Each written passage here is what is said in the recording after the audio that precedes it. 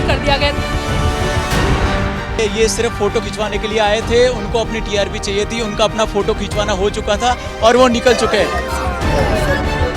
इन बच्चों की मौत की जिम्मेदारी पूरी की पूरी तरह केजरीवाल जी की निकम्मी सरकार की है। ये आतिशी लिख कर देंगी कि मेरा इतना निर्लज और धूर्त मेरा मुख्यमंत्री है कि वो हटना नहीं चाह रहा है।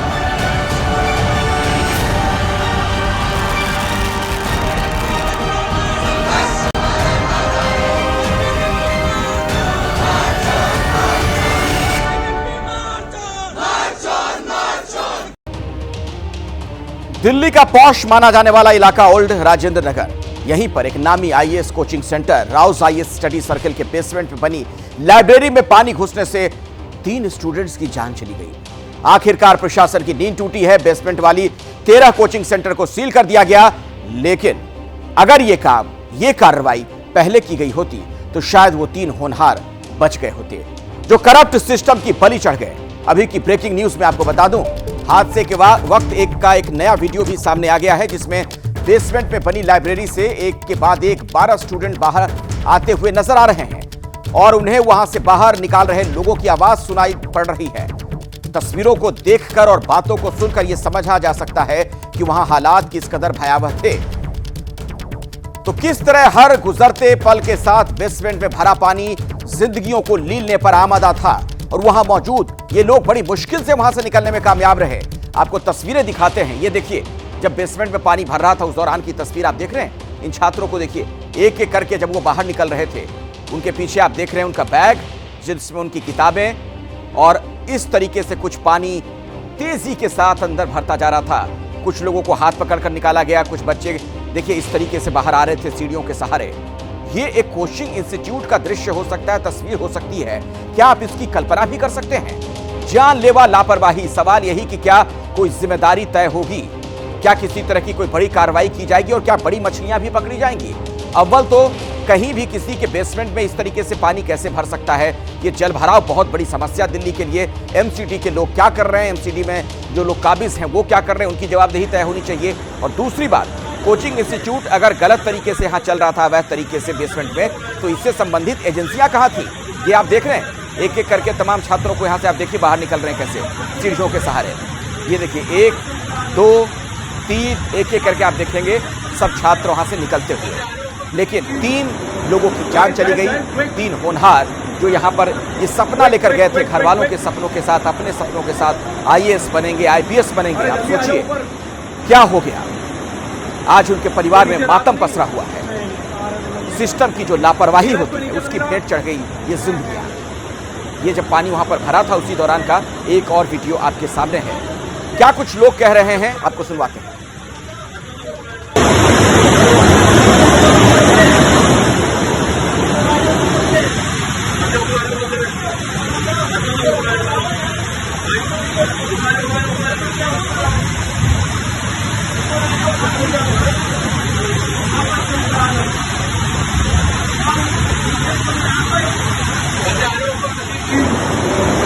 Guys, quick! Quick! अरे जल्दी आ जाओ ऊपर। कोई नीचे रहा तो नहीं? नीरज कोई नीचे तो नहीं रहा? जल्दी, क्विक प्लीज, ऐसे करके तमाम छात्रों को ऊपर बुला लिया गया, लेकिन 3 छात्र जो नहीं आ पाए उनकी जान चली गई। और इस बीच एक बड़ी खबर मैं आपको बता दूं, खबर यह कि दिल्ली कोचिंग हादसे को लेकर एमसीडी को नोटिस जारी करेगी दिल्ली पुलिस। एमसीडी के अधिकारियों को पूछताछ के लिए बुला सकती है दिल्ली पुलिस। तो अभी की बड़ी खबर, दिल्ली पुलिस इस मामले में कड़ी कार्रवाई कर सकती है। नई तस्वीरें भी सामने आ रही हैं और अब एमसीडी को नोटिस जारी करके संबंधित अफसरों को पूछताछ के लिए दिल्ली पुलिस बुलाएगी। लेकिन सवाल यह है कि सिर्फ पूछताछ होगी या ऐसे लोगों के खिलाफ कार्रवाई भी की जाएगी? वो एमसीडी के अधिकारी, वो संबंधित लोग जिनकी जिम्मेदारी है कि इन चीजों पर नजर रखें। कैसे बेसमेंट में भला ये कोचिंग सेंटर चल रहा था? सवाल तो ये कोचिंग सेंटर जो है, इसके जो मालिक हैं, इसके जो संचालक हैं, उनके खिलाफ भी सख्त कार्रवाई होनी चाहिए। तो किलर कोचिंग सेंटर पर आखिर एक्शन कैसे होगा, कब होगा? एफआईआर दर्ज हो गई, लेकिन सवाल यह है कि क्या इससे संबंधित बाकी जो लोग उनके खिलाफ कार्रवाई होगी ये देखिए, आपको बता दूं इस पूरे मामले का जो अपडेट है, राउज आईएएस के मालिक और कोऑर्डिनेटर गिरफ्तार किए गए हैं। एमसीडी की कार्रवाई ये कि नियमों की अनदेखी कर बेसमेंट में चल रहे 13 सेंटर सील किए गए हैं और जब लोगों की जान चली गई तब आंखें खुली हैं एमसीडी की। तो जरूरत इस बात की है कि एमसीडी के जो भी इससे संबंधित अधिकारी हैं उनके खिलाफ भी कार्रवाई की जाए। तो राउज आईएएस के मालिक के खिलाफ भी कार्रवाई की गई है। ये देखिए, आपको बता दें एमसीडी में जो 13 कोचिंग सेंटर सील किए गए, जो उनके नाम अब सामने आ रहे हैं, ये टॉपर्स एकेडमी है, दैनिक संवाद है, site trending, civil daily IAS, guidance IAS, EG4 IAS, बाकी इधर भी आप नाम देख रहे हैं आईएएस गुरुकुल, चहल एकेडमी है, इसके अलावा Plutus academy, career power, 99 notes, Vidya Guru. दरअसल ये जो पूरा इलाका है उसके बारे में आपको बता दूं, ये राजेंद्र नगर, ओल्ड राजेंद्र नगर, यहाँ पर मशरूम की तरह उगे हुए हैं ये कोचिंग इंस्टीट्यूट्स। दुनिया भर के कोचिंग संस्थान हैं और ऐसे में बड़ी संख्या में छात्र वहां पर पढ़ते भी हैं। मैं आपको लिए चलता हूं अपने सहयोगियों के पास, इसी खबर पर अधिक जानकारी लेंगे। दिल्ली से अजातिका मेरे साथ हैं, राजेंद्र नगर इलाके से अहमद बिलाल हैं और वरुण जैन भी हमारे साथ मौजूद हैं। लेकिन सबसे पहले अहमद बिलाल, आप ही के पास आना चाहूंगा और जरा ये बताइए, जो आज की कार्रवाई की गई है उससे संबंधित और क्या सूचना आपको मिल पा रही है?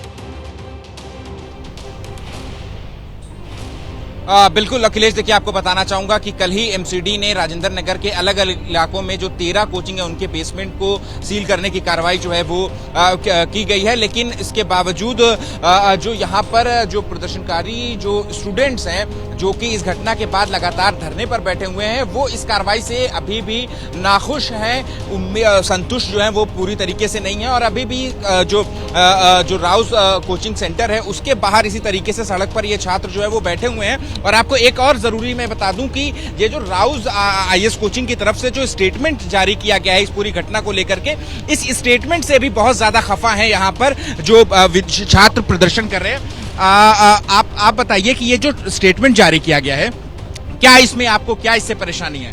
देखिए, राव आईएएस की तरफ से जो स्टेटमेंट जारी हुआ है उसमें वो ये बोल रहे हैं कि हम पूरे प्रशासन का साथ देंगे ताकि सच सामने आ सके।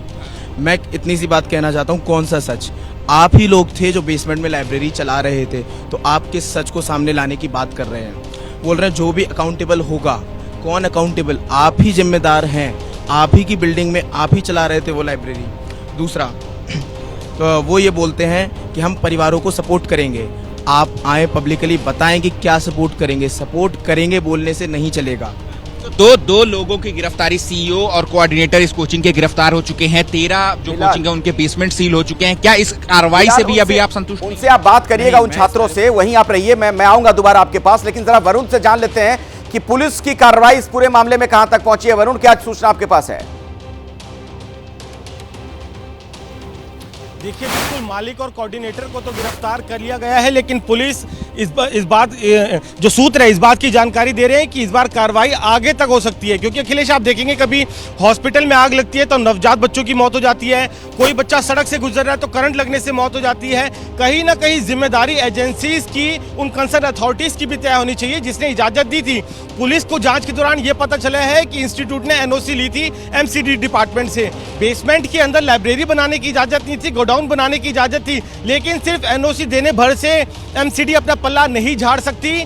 क्यों इंस्पेक्शन नहीं किया गया? क्यों टीमें गठित नहीं की गई जो इस बात की पड़ताल करती रहे और देखती रहे कि जिस चीज की परमिशन ली है उसी हिसाब से इंस्टीट्यूट चल रहे हैं, नहीं चल रहे हैं? तो कहीं ना कहीं जो एमसीडी के अधिकारी हैं उनको भी दिल्ली पुलिस नोटिस सर्व करेगी, उनसे उनका जवाब हासिल करेगी और आने वाले समय में जो ये अथॉरिटीज है इनके ऊपर भी पुलिस कार्रवाई कर गिरफ्तारी कर सकती है। जी वरुण, बहुत जरूरी है कि कार्रवाई हो, सख्त से सख्त कार्रवाई हो। और पानी इस तरीके से कैसे भर जाता है थोड़ी देर की बारिश में ही दिल्ली के अलग अलग इलाकों में, इसकी भी तो पूरी पड़ताल होनी चाहिए। इससे संबंधित जो विभाग हैं, जो एजेंसियां हैं, जो अधिकारी हैं, उनके खिलाफ भी कार्रवाई होनी चाहिए। दिल्ली में कोचिंग हादसे के बाद सबसे बड़ा सवाल यह है कि सरकारी तंत्र की लापरवाही की कीमत आखिर कब तक आम आदमी अपनी जान देकर चुकाता रहेगा? एक और इंसाफ की मांग को लेकर छात्रों का प्रदर्शन जारी है, दूसरी ओर सियासत। और इन सब के बीच एक बड़ी खबर मैं आपको बताऊं कि संसद में दिल्ली कोचिंग हादसे की गूंज सुनाई पड़ रही है। संसद में कार्य स्थगन प्रस्ताव दिया गया है।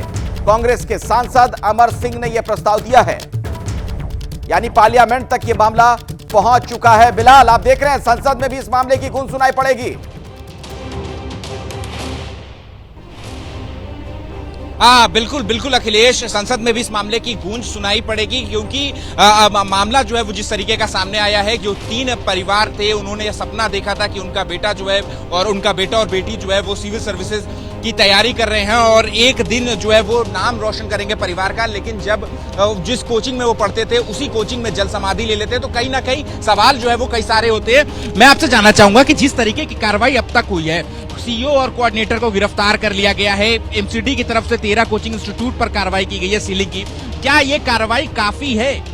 नहीं सर, ये कार्रवाई अभी भी काफ़ी नहीं है, क्योंकि जिस तरह से अभी प्रेस रिलीज किया गया है उसके अकॉर्डिंग ये अथॉरिटीज़ यहाँ पे आए, ये इसके डायरेक्टर ओनर यहाँ पे आए, अकाउंटेबिलिटी वो खुद ले और अपनी जो उनके फैमिली की जो अकाउंटेबिलिटी की बात कर रहे हैं वो अकाउंटेबिलिटी की बात यहाँ पे आके पब्लिकली संसद में भी आज ये मुद्दा जो है वो गूंजने वाला है। सांसदों ने ये कार्यस्थगन प्रस्ताव दिया हुआ है और इस मामले को संसद में उठाने की बात। हाँ बिल्कुल उठाना चाहिए, क्योंकि ये मुद्दा बस यहीं का नहीं है, क्योंकि इसके साथ साथ यूपीएससी एग्जाम देश की सबसे उच्चतम एग्जाम है। इस एग्जाम में जो स्कैम्स हो रहे हैं, यहाँ पे हम इतना स्ट्रगल करके यहाँ पे पढ़ाई कर रहे हैं, यहाँ पे लाइब्रेरी का, रूम्स का और कोचिंग का फीस स्ट्रक्चर इतना हाई है कि नॉर्मल लोअर क्लास और लोअर मिडिल क्लास। जिम्मेदारी किसकी होती है? करंट से भी अभी हफ्ते भर पहले एक यूपीएससी एस्पिरेंट। फिलहाल मैं आपके पास आता हूं, लेकिन एक और बड़ी खबर आ गई है, वो दर्शकों तक पहुंचा दें कि राजेंद्र नगर में कोचिंग में 3 छात्रों की मौत का मामला दिल्ली हाईकोर्ट भी पहुंच गया है। राष्ट्रीय प्रवासी मंच ने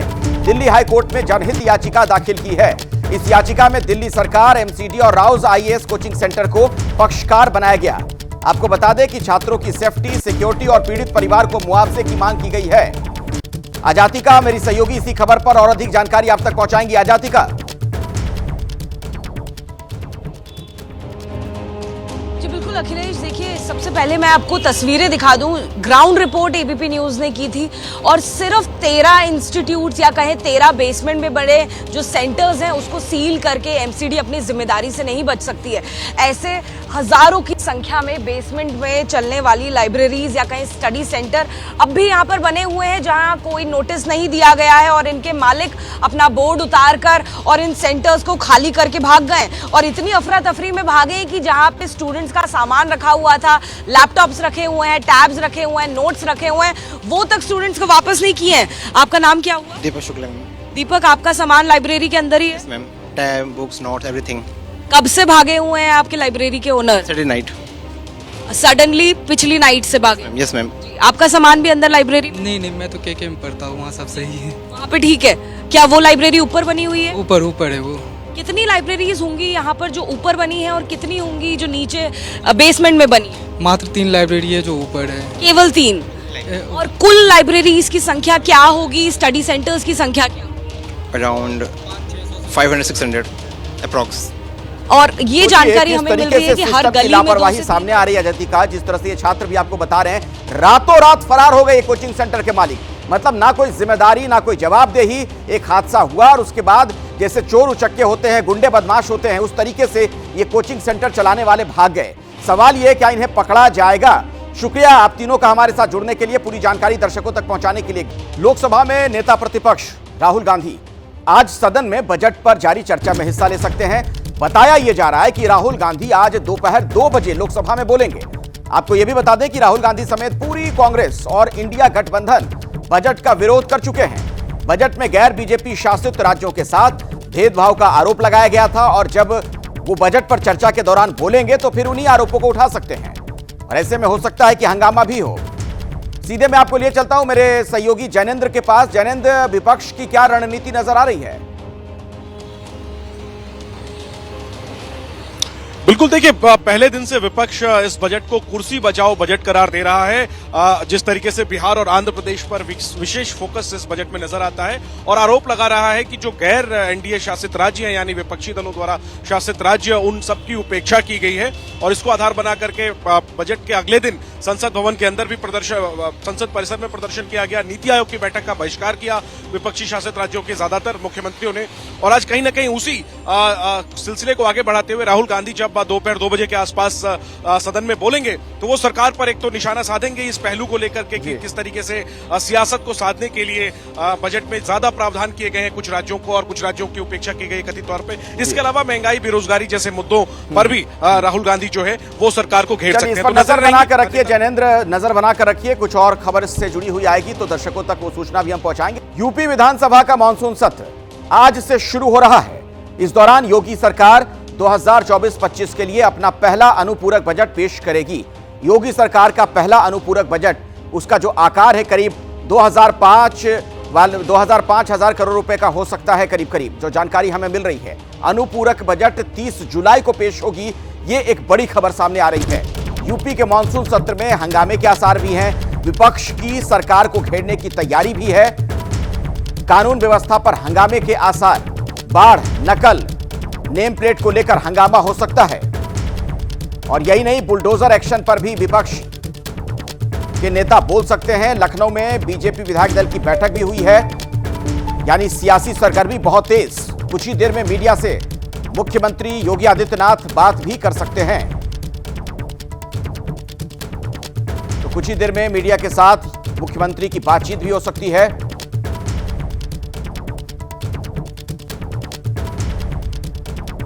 लखनऊ में बीजेपी विधायक दल की बैठक की भी सूचना हमें मिल रही है। सीधे आपको सुनवाते हैं क्या कह रहे हैं योगी आदित्यनाथ। मित्रों,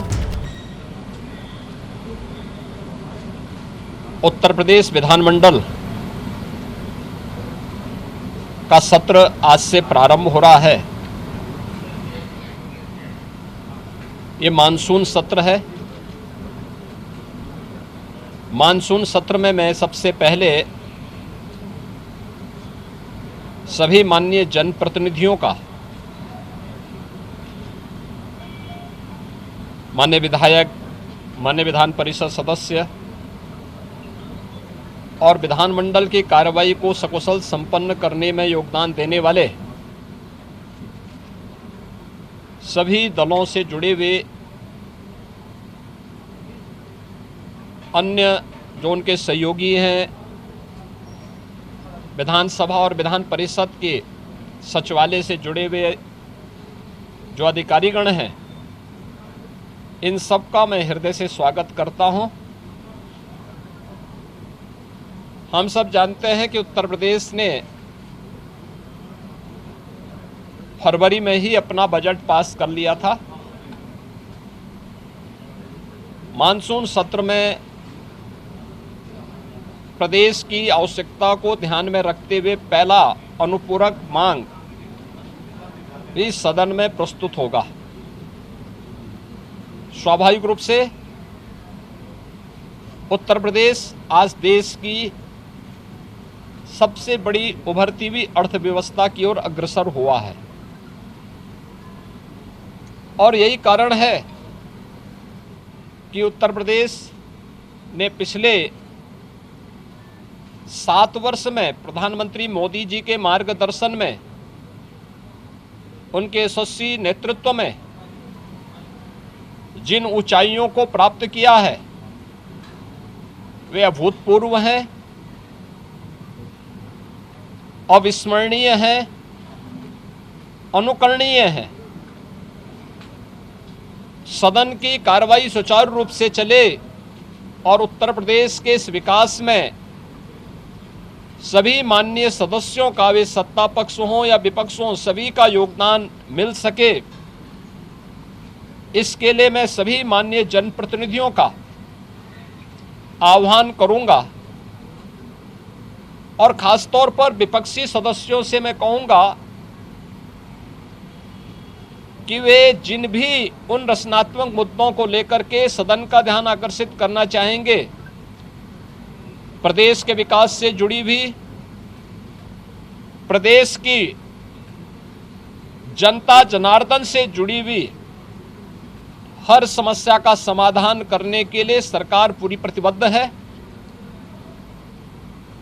सदन का मंच उस चर्चा का, परिचर्चा का विषय बने, इसके लिए हम लोग पूरी तैयारी के साथ, मेरे सहयोगीगण उसका जवाब देंगे। सरकार इसका जवाब देने के लिए पूरी तत्परता के साथ वहां पर उपस्थित रहेगी। सदन की कार्रवाई सुचारू रूप से चल सके, विधायी कार्य सकुशल संपन्न हो सके, इसके लिए माननीय सदन से जो भी माननीय सदस्यगण हैं उन सब से मैं अपील करूंगा कि वे सभी अपना सकारात्मक योगदान मानसून सत्र के सुचारू संपन्न करने में अपना योगदान देंगे। इसके लिए आज से प्रारंभ हो रहे मानसून सत्र में मेरी सभी माननीय सदस्यों से अपील होगी। मैं एक बार फिर से मानसून सत्र के प्रारंभ होने के लिए के अवसर पर सभी अपने माननीय सदस्यों का जो इस सदन के कार्यक्रम में भाग लेने के लिए आए हैं, वैसे भी यह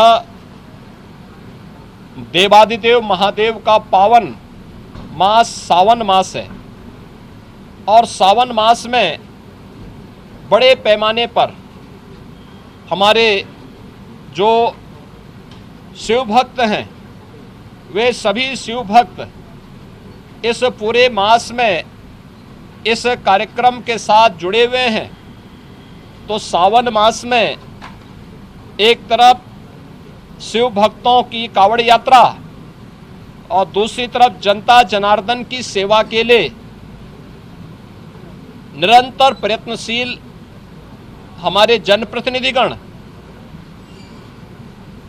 उनसे जुड़े हुए मुद्दों को लेकर के, प्रदेश के विकास से जुड़े हुए मुद्दों को लेकर के, प्रदेश के जुड़ी हुई किसी समस्या को लेकर के सदन के मंच पर जो भी पटल पर जो भी बातें उनके द्वारा रखी जाएंगी, उन मुद्दों पर एक सकारात्मक बहस के लिए सरकार पूरी तैयारी के साथ है।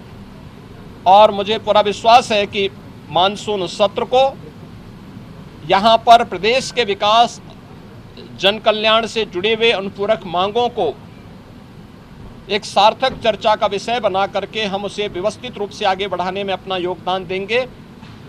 आज के इस अवसर पर एक बार फिर से मानसून सत्र के प्रारंभ में सभी माननीय सदस्यों का मैं अपने सहयोगियों की ओर से, मेरे दोनों सहयोगी उप मुख्यमंत्री जो है श्री केशव प्रसाद मौर्य जी, श्री ब्रजेश पाठक जी, संसदीय कार्य मंत्री और वित्त मंत्री श्री सुरेश खन्ना जी, हमारे दोनों सहयोगी जो संसदीय कार्य राज्य मंत्री के रूप में अपना दायित्व निर्वहन कर रहे हैं, श्री मयंकेश्वर शरण सिंह जी, श्री जसवंत सैनी जी, इन सब की ओर से मैं सभी माननीय सदस्यों का एक बार फिर से स्वागत करता हूं और मानसून सत्र को सुचारू रूप से चलाने के लिए उन सब के सहयोग की अपेक्षा और आकांक्षा रखता हूं। धन्यवाद। जय हिंद। तो मानसून सत्र के मौके पर आपने सुना उत्तर प्रदेश के मुख्यमंत्री योगी आदित्यनाथ को। उन्होंने कहा कि सब कुछ सकारात्मक होगा। उम्मीद यही की जा रही है कि इससे जनता के कल्याण के मुद्दे जो हैं, जो मसले हैं, वो हल होंगे, चर्चा होगी, सकारात्मक चर्चा होगी। सीधे मैं आपको लखनऊ लिए चलता हूं। अभिषेक उपाध्याय मेरे सहयोगी वहीं पर मौजूद हैं। अभिषेक, के खास बात यह, योगी आदित्यनाथ के संबोधन में दोनों उप मुख्यमंत्रियों का उन्होंने बाकायदा नाम लिया। पिछले दिनों में हमने देखा था कि विपक्ष से ज्यादा सरकार में बैठे लोगों के बयानों से ही परेशान दिख रही थी सरकार। इसका मतलब अब सब कुछ ठीक हो गया है? नहीं अखिलेश, देखिए इसका मतलब ये नहीं समझना चाहिए कि सब कुछ ठीक हो गया है। देखिए ये एक शिष्टाचार है और ये एक जो शिष्टाचार है, मुख्यमंत्री द्वारा उप मुख्यमंत्रियों का नाम लेना, ये प्रोटोकॉल भी, शिष्टाचार भी है। इसको इससे ज़्यादा नहीं पढ़ा जाना चाहिए। उसके आगे की कहानी ये है कि अभी भी जिस असंतोष की बात कही जा रही थी, जिस आपसी लड़ाई की बात कही जा रही थी, वो सब बातें वैसी की वैसी ही हैं। वो कहीं सेटल डाउन होती हुई नजर नहीं आई हैं। केशव प्रसाद मौर्य से अभी हमने एक्सक्लूसिव बातचीत की है। केशव प्रसाद मौर्य पहली बार कैमरे पर आए हैं और उन्होंने तो मैं सुना देता हूं। अभिषेक, मुझे लगता है जिस बातचीत का आप जिक्र कर रहे हैं, पहले दर्शकों को सुनवाई देते हैं, उसके बाद मैं आपसे आगे बात करूंगा। केशव मौर्य, केशव जी, क्या यूपी में सब ठीक है? भारत माता की जय है। यूपी में अच्छा है? हाँ, यूपी में सब अच्छा है। सरकार में सब ठीक चल रहा है? सब ठीक चल रहा है। कुछ संगठन बड़ा है, आज भी कहेंगे आप? संगठन सदा बड़ा है, हमेशा बड़ा रहेगा, हमेशा बड़ा रहेगा। और कार्यकर्ताओं का संतोष उसका क्या होगा? भी बहुत बड़ा रहेगा। चलो भारत माता ठीक हो गया। और आपने और केशव प्रसाद मौर्य से हमने बात की है, उन्होंने कहा है संगठन सदा बड़ा रहेगा। उन्होंने एक बड़ी बात कही है केशव प्रसाद मौर्य ने। एबीपी न्यूज़ ने अभी भी बात की है, केशव प्रसाद मौर्य और ब्रजेश पाठक और भूपेंद्र चौधरी एक साथ निकले हैं और उन्होंने कहा है कि संगठन बड़ा है और बाकी सब ठीक है। केशव प्रसाद मौर्य इस विवाद के बाद पहली बार बोले हैं। कैमरा सुनील पांडे के साथ अभिषेक उपाध्याय, एपी न्यूज़, लखनऊ। तो दौड़ते दौड़ते अभिषेक उपाध्याय ने कुछ बातें निकाल ही ली। केशव मौर्य से उन्होंने बात कर ही ली जो आप देख रहे थे, और खुद अभिषेक मेरे साथ यहाँ पर मौजूद हैं लखनऊ से। अभिषेक, कुल मिलाकर राजनीति में कहते हैं ना बॉडी लैंग्वेज का भी बड़ा महत्व होता है, तो आप देखिए तो फ्रंट फुट पर ही दिख रहे हैं केशव मौर्य। जो आपकी बातचीत का अंश है उसी का मैं जिक्र कर रहा हूं, बैक फुट पर तो नहीं दिख रहे। बिल्कुल आप ठीक कह रहे हैं अखिलेश। देखिए बॉडी लैंग्वेज को आपने एकदम सही समझा है। केशव मौर्य पूरी तरह से फ्रंट फुट पर दिख रहे हैं और उन्होंने आज ही हमको बोला कि संगठन बड़ा था, सदा बड़ा है, और फिर कहा कि कार्यकर्ता भी सदा बड़ा है। और ये बातें इसलिए महत्वपूर्ण है कि देखिए केशव मौर्य ने प्रदेश कार्य समिति में जो बात कही थी अखिलेश कि संगठन बड़ा था है और रहेगा सरकार से, उसी के बाद से इस विवाद ने एक नई शक्ल ली थी और उसी के बाद ये कहा गया था कि केशव मौर्य आम कार्यकर्ताओं की भावनाओं को रिप्रेजेंट कर रहे हैं जो कि सरकार के जो सरकारी अधिकारी नौकरशाह हैं उनसे बुरी तरह से परेशान हैं। और वहीं से पूरी बात शुरू हुई थी और केशव मौर्य बैक फुट पर नहीं गए हैं। आज एबीपी न्यूज पे उन्होंने वही बात दोहराई है और क्लियर कहा है कि संगठन सदा बड़ा रहेगा, कार्यकर्ता सदा बड़ा रहेगा। तो उसी बात को फिर से प्रतिध्वनित कर रहे हैं जिस बात को लेकर के इतनी सारी बातें हुई थी और ये भी बीच में चर्चा आई थी कि केशव मौर्य बैक फुट पर चले जाएंगे, केशव मौर्य के खिलाफ कोई एक्शन होगा, लेकिन कहीं से भी केशव मौर्य बैक फुट पर दिख नहीं रहे हैं। और बॉडी लैंग्वेज राजनीति में बहुत महत्वपूर्ण होती है जिस तरह से। और चूंकि देखिए मैं ये विधानसभा के सामने खड़ा हूं मैं, और यहाँ पर संयोग की बात थी कि जब मैं बात कर रहा था रेड लाइट, उस समय रेड लाइट थी और वो ग्रीन लाइट हो गई, इसलिए बात और ज्यादा नहीं कर पाया मैं। वरना अगर कुछ देर और रेड लाइट होती तो केशव मौर्य और भी बोलते। जो बातचीत आपने अभिषेक की है एक बार फिर से मैं दर्शकों को सुनवाना चाहता हूँ, फिर आऊंगा आपके पास दोबारा, मैं लौटूंगा, लेकिन जरा सुनिए अभिषेक जब बात कर रहे थे केशव मौर्य से क्या कह रहे हैं वो। केशव मौर्य, केशव जी क्या यूपी में सब ठीक अभी भारत माता की जय है। यूपी में अच्छा है? हाँ यूपी में सब अच्छा है, सरकार में सब ठीक चल रहा है? सब ठीक चल रहा है। कुछ संगठन बड़ा है, आज भी कहेंगे आप? संगठन सदा बड़ा है, हमेशा बड़ा रहेगा, हमेशा बड़ा रहेगा। और कार्यकर्ताओं का संतोष उसका क्या होगा? भी बहुत बड़ा रहेगा। चलो भारत माता ठीक हो गया। और आपने और केशव प्रसाद मौर्य से हमने बात की है, उन्होंने कहा है संगठन सदा बड़ा रहेगा। उन्होंने एक बड़ी बात कही है केशव प्रसाद मौर्य ने। एबीपी न्यूज़ ने अभी भी बात की है, केशव प्रसाद मौर्य और ब्रजेश पाठक और भूपेंद्र चौधरी एक साथ निकले हैं और उन्होंने कहा है कि संगठन बड़ा है और बाकी सब ठीक है। केशव प्रसाद मौर्य इस विवाद के बाद पहली बार बोले हैं। कैमरा सुनील पांडे के साथ अभिषेक उपाध्याय, एपी न्यूज़, लखनऊ। तो अभिषेक ने जब सवाल पूछा केशव मौर्य से तो पहला जो शब्द उनका था भारत माता की जय। अब इसका क्या मतलब है ये भी समझेंगे, लेकिन अभिषेक पिछले दिनों में हमने देखा कि केशव मौर्य के जो बयान थे, सोशल मीडिया पे जो पोस्ट थे, उससे सरकार में बैठे लोग बहुत असहज थे, योगी आदित्यनाथ भी असहज थे और कुछ बैठकें ऐसी हुई जिसमें केशव मौर्य को नहीं बुलाया गया। लेकिन आज योगी आदित्यनाथ के संबोधन में केशव मौर्य का नाम भी था, ब्रजेश पाठक का भी नाम था। तो क्या बीच में कुछ रास्ता निकला है, क्या कुछ बीच का समाधान निकला है? देखिए अखिलेश, आज जो नाम था योगी आदित्यनाथ सीएम जो हैं उनके संबोधन में, मैं फिर कह रहा हूँ वो ऑफिशियल प्रोटोकॉल का हिस्सा है। ये हर बार होता है जब लोग में बैठक होती है विधायक दल की, तो विधानमंडल दल की, तो ऐसे ही होता है। सीएम संबोधित करते हैं, जो दोनों डिप्टी सीएम होते हैं उनका नाम लेते हैं, तो उसका अगर वो नहीं करते तो बड़ी खबर होती और इसकी कोई संभावना नहीं थी। योगी आदित्यनाथ भी देखिए सीजन्ड नेता हैं, 7 साल हो गया उनको, यूपी के वो मुख्यमंत्री हैं, 5 बार के सांसद रहे हैं, तो उनको ऑफिशियल प्रोटोकॉल मालूम है और उसका पालन भी करते हैं। तो इससे नहीं, लेकिन उसके जो आगे की कहानी होती है और जो अभी आप कह रहे थे थे। जो केशव मौर्य की बॉडी लैंग्वेज है उससे एकदम क्लियर है कि केशव मौर्य कहीं से भी बैकफुट पर जाते हुए दिखाई नहीं दे रहे हैं। और वो अकेले नहीं थे, उनके साथ में डिप्टी सीएम ब्रजेश पाठक थे, उनके साथ में बीजेपी के प्रदेश अध्यक्ष भूपेंद्र चौधरी थे। अब आप इन तस्वीरों को जरा डिफाइन कीजिए, सोचिए, एक कार में बीजेपी के प्रदेश अध्यक्ष, एक कार में 2 डिप्टी सीएम और तीनों के चेहरे मुस्कुराते हुए, और deputy CM Keshav Maurya ABP news से बात करते हुए, और उसी बात पर एक नहीं बल्कि 3 बार मोहर लगाते हुए कि कार्यकर्ता सदा बड़ा है, संगठन सदा बड़ा है और हमेशा बड़ा रहेगा। ये बहुत कुछ कहता है और ये बताता है कि केशव मौर्य या ब्रजेश पाठक या भूपेंद्र चौधरी में से कोई भी ऐसा नहीं है जो जिससे लग रहा हो कि जिसको किस तरह से बैकफुट पर जाने के लिए कहा गया हो या वो बैकफुट पर जाते हुए दिखाई पड़ रहे हैं। उनकी बॉडी लैंग्वेज और जो बातें दर्शकों को हम सुनवाते हैं, एक बार फिर से उस बातचीत का जो अंश है, जो हिस्सा है, सुनवाते हैं दर्शकों को। केशव मौर्य, केशव जी क्या यूपी में सब ठीक? अरे भारत माता की जय है। यूपी में अच्छा है? हाँ, यूपी में सब अच्छा है। सरकार में सब ठीक चल रहा है? सब ठीक चल रहा है। कुछ संगठन बड़ा है आज भी कहेंगे आप? संगठन सदा बड़ा है, हमेशा बड़ा रहेगा, हमैशा बड़ा रहेगा। और कार्यकर्ताओं का संतोष उसका क्या होगा? भी बहुत बड़ा रहेगा। चलो भारत माता ठीक होगा। और आपने और केशव प्रसाद मौर्य से हमने बात की है, उन्होंने कहा है संगठन सदा बड़ा रहेगा।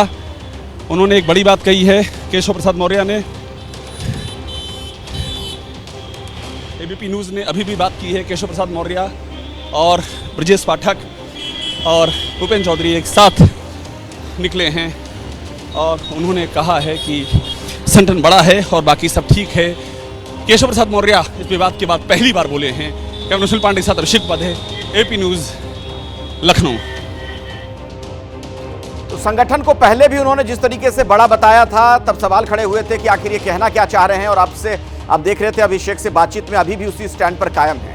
तो क्या मसला सुलझा नहीं है? क्या अभी भी तनातनी जारी है? ये एक बड़ा सवाल।